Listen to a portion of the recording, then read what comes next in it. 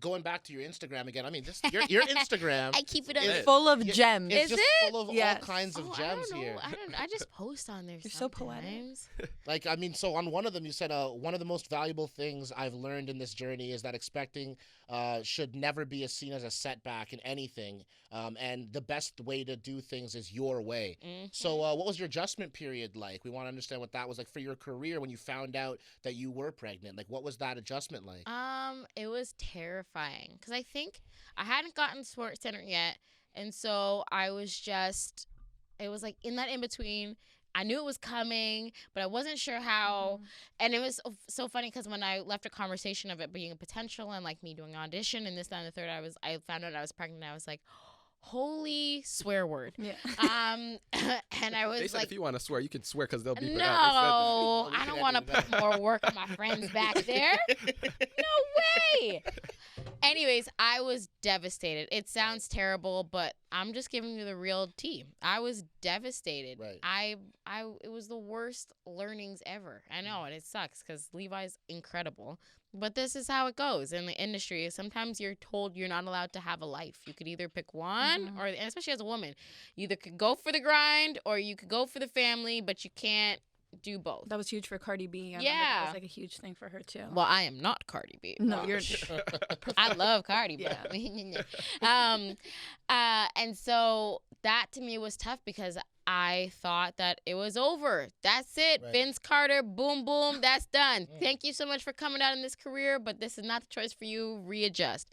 Wow. And so it's so wild because I like hid being pregnant for like 7 months. I know. I tried. A lot of oversized dresses. Right. But because I just didn't want it to be a thing. Like, I just didn't want people to treat me differently. I didn't want people to take my grind less seriously or say that I was taking a step back because I wasn't. In fact, I was going twice as hard now. Like, Right. and so I think to me, it hit me. It made it a pretty bad pregnancy because I wasn't embracing it just as yet. Right. And then I started to embrace it when I stopped fitting into my clothes, and Levi was just like, "Girl, this is happening. You can play all you want, but this is Right. going down." Right. And so I was just like, "All right, I guess it's going. I guess we're gonna, this is it." And so I think that's why, like, Levi's like, probably he's not even 2, but he is my biggest teacher. Is like, it was just like a moment for me to be like, you're going to have to do this your way, Right. on your terms. If you have this baby, like, he's coming into your world, not the other way around. Right. And so you got to make sure that this world is as positive for him, Right. but also as positive for you. Mm. And so, I mean, I love the idea of, like, you could have it all, but just not at once.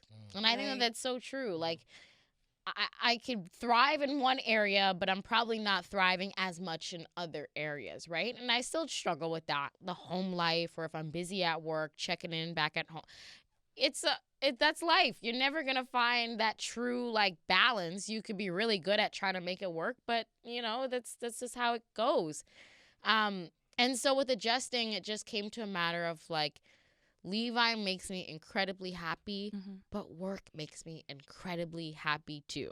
And I think that I'm okay to dibble in both. Right. And I think once I gave myself permission to do so, things just started to fall into place. Like, I would pick up jobs. I would do this, and Sports Center came, and I left. I came back 6 weeks after, or 8 weeks, 8 weeks after having Levi. Right. Was that a personal decision? Yeah, it was a personal choice for me. But also, it was just like, I don't know, personal choice. I need to get out of the house.